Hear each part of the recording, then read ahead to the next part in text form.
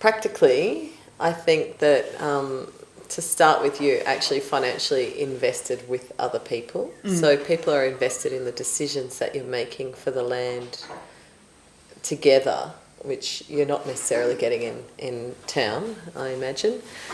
On another side, I think that there's maybe an added element of investment into your life from people up here and your well-being and your kids' lives, and that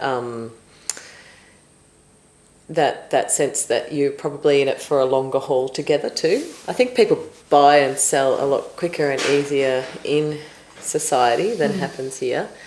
We're part of society, I shouldn't probably say it that way, but off the mountain. And we do have some shared infrastructures and things like that, and for example, firstly, I couldn't afford to live on 625 acres, and living here you get the wisdom and knowledge of everybody that everybody brings into the pot. And so weed management, feral animal management, things like that on the land that everybody can bring together and share looking after the land together, rather than you having to manage it on your own if you'd bought it on your own. And without that history too of what the people before you have tried on that land and have experimented with, and what has and hasn't worked. And there's a whole collective pot of wisdom coming from there into today, and then the new people and the freshness that brings into your life. And so I think that you probably wouldn't get that living in town. Yep. That's one aspect of it. So there is a lot of emphasis on the community coming together. Yeah, I think so, but I think less. I mean, we've had a funny time. Like, Yin's come during COVID, It's been a really strange year where we haven't gathered like we usually would gather socially. We've done the practical things, and that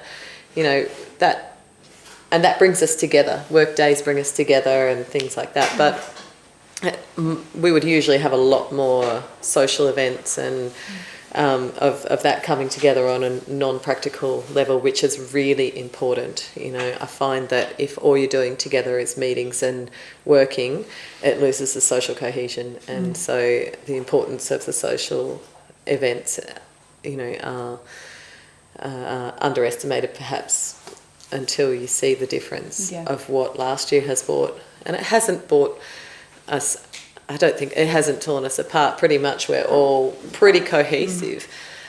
But I can see how great it is when we do come together for social things. It's interesting. You've almost answered the question by having that example of having to separate with COVID. You've noticed what you're missing when you don't have that cohesion. So that sort of gives me that answer of what you don't get when you are in a town like Healesville. Like, you are quite separate, and you may just get together for those come to work or, but here you've seen the loss of that connection by having COVID, which is, that answers it for me. Yeah. On the flip side, there was some real gems during COVID for me living here, because two of my kids' teenagers, and a lot of their friends felt really isolated during that time. And a lot of the teenagers up here, they're really different to each other, and they haven't all really necessarily come together and connected.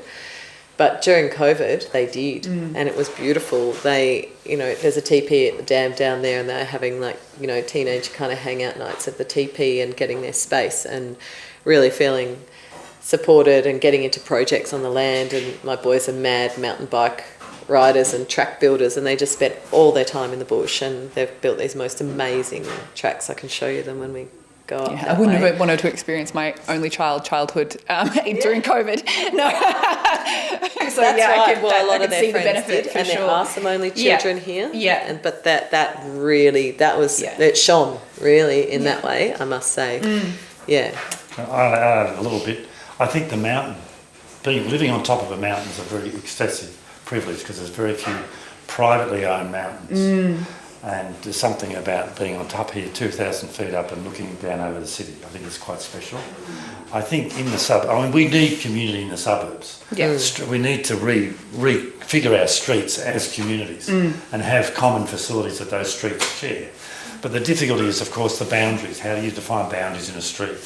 Whereas here the boundaries are physical, and that's important in terms of holding a community together, is to have some sense of the boundaries. The limits within which we hold our diversity. And we've had about 120 members in our 50 years, of which 50 would still be here. So it's a low turnover, but most suburbs change their composition once every 3 years. So it's hard to establish that community So per se. you can't have too much throughput, and you don't want to have too little. You don't want to just be everybody at my age, right? We've been here for 50 bloody years, and you're an old age home. And we have to meet that challenge and say, well, okay, we're getting old. How are we going to attract the new generation, even if it means we get a Chelsea, But we still have to attract that. Is there a problem with that? Sometimes. Anyone else have a problem with that? So we had to put effort into attracting another generation before we got too old. Yeah. Because if the gap between our ages was too much, they wouldn't come. You need that diversity. So that's important to keep that age mix, the gender mix, and the gender mix too, because it's a bit skewed in terms of female versus male. That's an issue. So you've got to watch those sorts of balance and diversity so that it works.